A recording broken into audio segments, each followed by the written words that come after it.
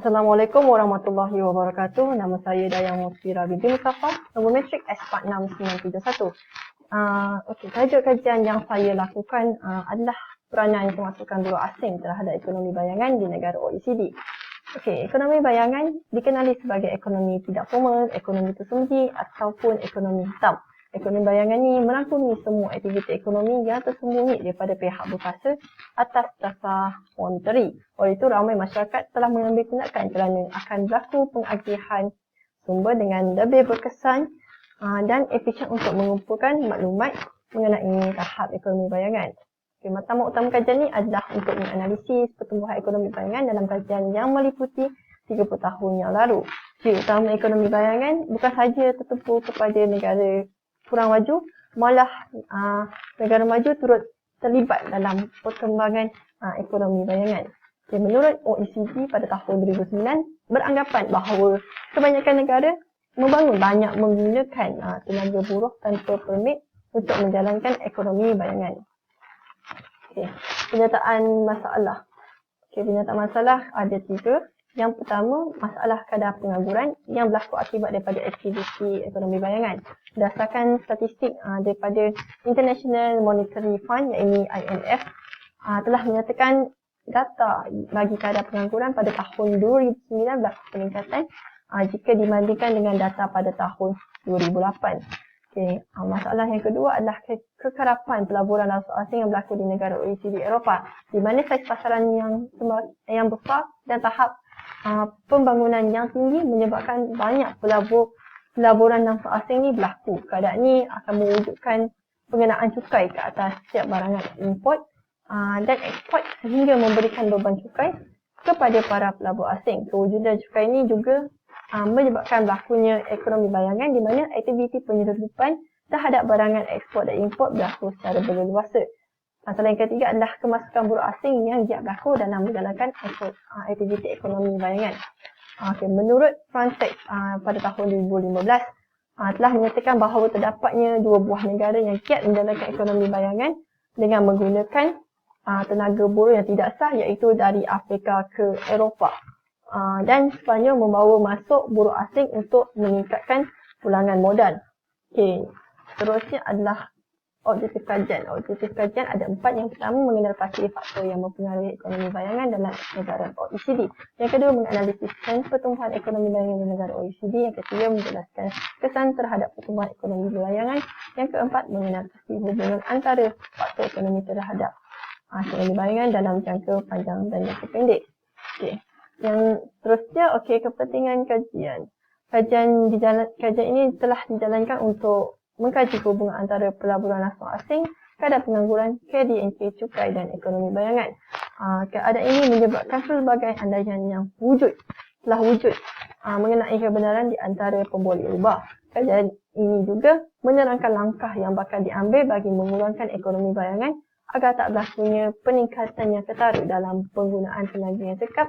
Oleh itu, pelbagai tindakan telah diambil agar ekonomi bayangan ini tak meningkat secara mendadak. Kajian ini turut melihat sama ada pertumbuhan ekonomi bayangan memberi kesan positif ataupun kesan negatif kepada penduduk dan ekonomi negara. Seterusnya, konsep dan teori. Ekonomi bayangan dan cukai memberi kesan kepada ekonomi dunia. Menurut Powell pada tahun 1989, menyatakan penguasaan cukai ini telah dilaksanakan bagi mencari pendapatan negara yang hilang. Kenyataan tersebut disokong oleh Loaiza ini pada tahun 1996, di mana kesan dikaji dengan menggunakan model pertumbuhan endogen yang memberi kesan negatif dan mempengaruhi cukai. Sampai itu, Friedman et al. Pada tahun 2000 telah menyatakan pengelakan dalam penggunaan cukai yang dikenakan adalah untuk memberi keuntungan dengan melibatkan ekonomi bayangan. Seterusnya, kaedah kajian. Di mana kajian ini telah menggunakan data sekunder bermula dengan proses pembentukan model, kaedah pengumpulan data serta kaedah penganggaran yang digunakan dalam pelaksanaan kajian. Penerangan mengenai kaedah yang dilakukan adalah untuk menguji hubungan di antara pemboleh ubah bersandar dan pemboleh ubah tidak bersandar, di mana penggunaan data panel yang melibatkan 31 tahun, iaitu dari tahun 1985 sehingga 2015 dengan 19 buah negara OECD. Seterusnya, kaedah analisis bagi pengujian data. Pengujian punca unit terbagi kepada dua, iaitu ADF dan filtering. Okay. ADF, pengujian ADF ini adalah untuk mengandaikan faktor tidak berkorelasi dan mempunyai variansi yang malar. Data ini akan hanya dibezakan sekali sahaja. Dan mencapai kepurunan, maka ia akan dilabelkan sebagai pemboleh ubah berintegrasi pertama. Sekiranya dibezakan sebanyak 2 kali sebelum mencapai kepurunan, maka ia akan dikenali sebagai integrasi pada darjah kedua. Okey, pengujian filtering mengambil kira masalah seperti faktor gangguan, terutamanya variance yang bersifat tidak malar. Walaupun ADF telah digunakan bagi membetulkan korelasi higher order, namun ujian filtering ini akan dibuat untuk pembetulan kepada statistik untuk menjelaskan hubungan korelasi bersiri. Seterusnya, ujian kointegrasi. Ujian kointegrasi ini digunakan bagi melihat hubungan jangka panjang di antara pemboleh ubah bersadar dan tidak bersadar dalam suatu analisis regresi yang berbentuk panel. Pengujian kointegrasi ini dapat dilakukan dengan menggunakan dua pengujian, iaitu ujian nilai maksimum eigen dan ujian jejak yang trace. Pemboleh ubah berkointegrasi antara satu sama lain ini adalah berdasarkan ujian nilai maksimum eigen yang merupakan pengujian likelihood ratio. Manakala ujian jejak yang trace adalah bagi menentukan light dalam penganggaran model kajian. Pengujian penyebab Johansen juga menggunakan pendekatan VAR bagi melihat hubungan jangka pendek di antara pemboleh ubah.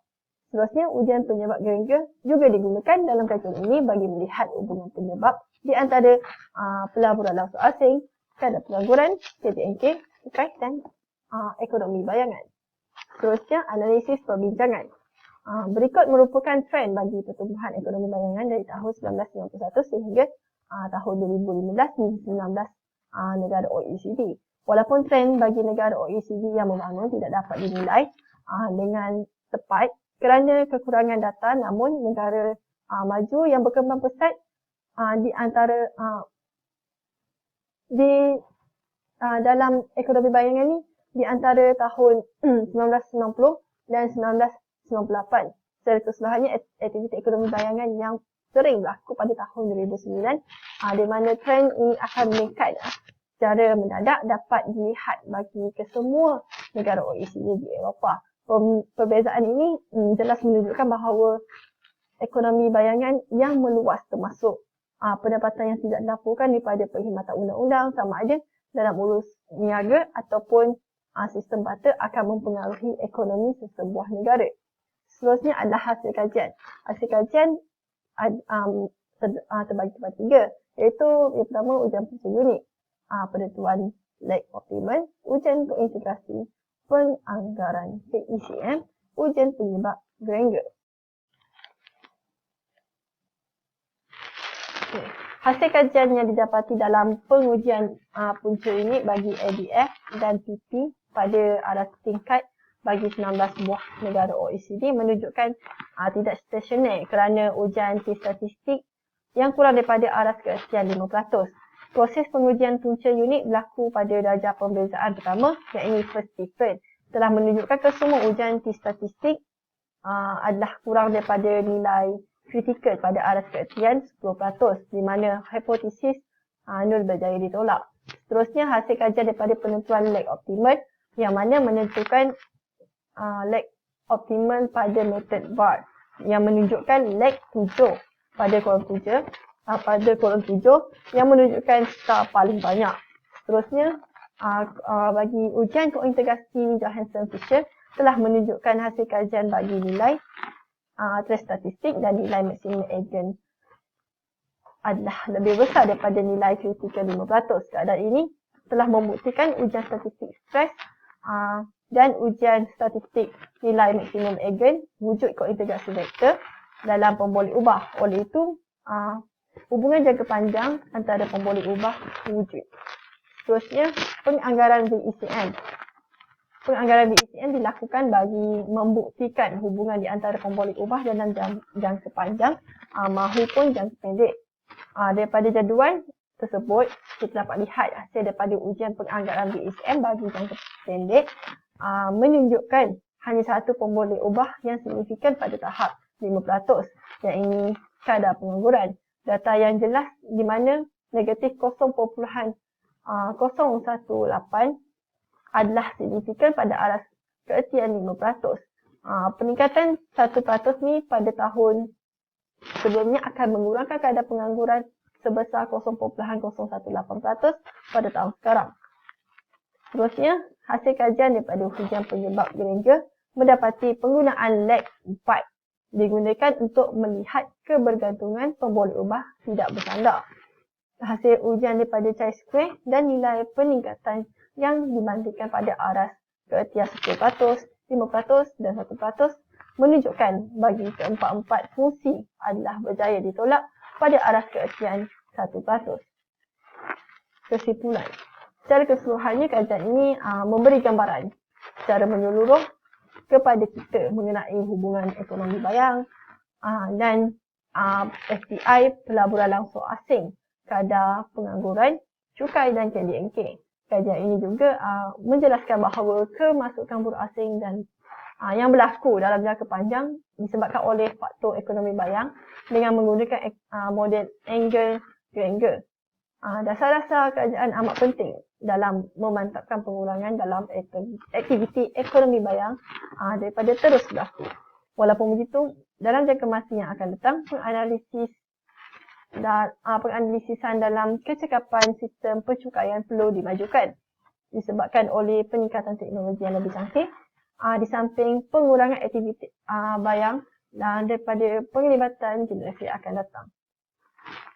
Sekian, terima kasih.